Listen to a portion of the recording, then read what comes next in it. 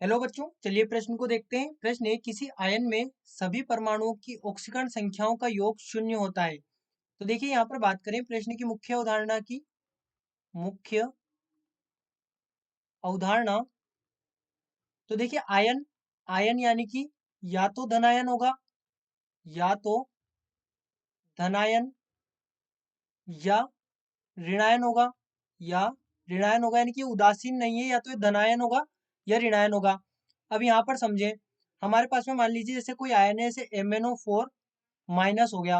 अब MnO4 minus में जो मैग्नीज होगा, मैग्नीज की ऑक्सीकरण अवस्था मान लीजिए 1 से, और यहाँ पर 4 इंटू, यहाँ पर ये जो ऑक्सीजन है, ऑक्सीजन की ऑक्सीकरण अवस्था कितनी होती है, -2 होती है ऑक्साइड की।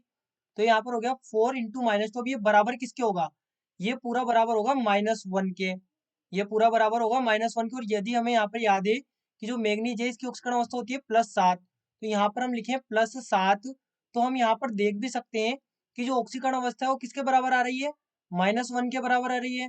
यानी कि हम कहेंगे कि आयन में आयन में सभी परमाणुओं की परमाणुओं की ऑक्सीकरण अवस्थाओं का योग ऑक्सीकरण अवस्थाओं का योग अवस्थाओं का योग शून्य नहीं होता, शून्य नहीं होता। उस आयन पर जो आवेश है उसके बराबर वो होगा। जैसे यहाँ पर MnO4 में -1 चार्ज है, तो ये -1 के बराबर होगा इनका योग। यदि हम यहाँ पर बात करें, जैसे हम देख लें अभी CH4 को देखें, तो CH4 का जो योग होगा यहाँ पर, ये उदासीन है, तो इसका जो योग होगा ये 0 के बराबर होगा। इसी प्रकार से जो अमोनिया है, इसका भी, ये भी उदासीन, तो इसका भी योग 0 होगा। लेकिन जो आयन है, आयन में जो ऑक्सीकरण संख्या होती है परमाणुओं की, उनका योग, उनकी ऑक्सीकरण जो संख्या है उनका योग शून्य नहीं होता।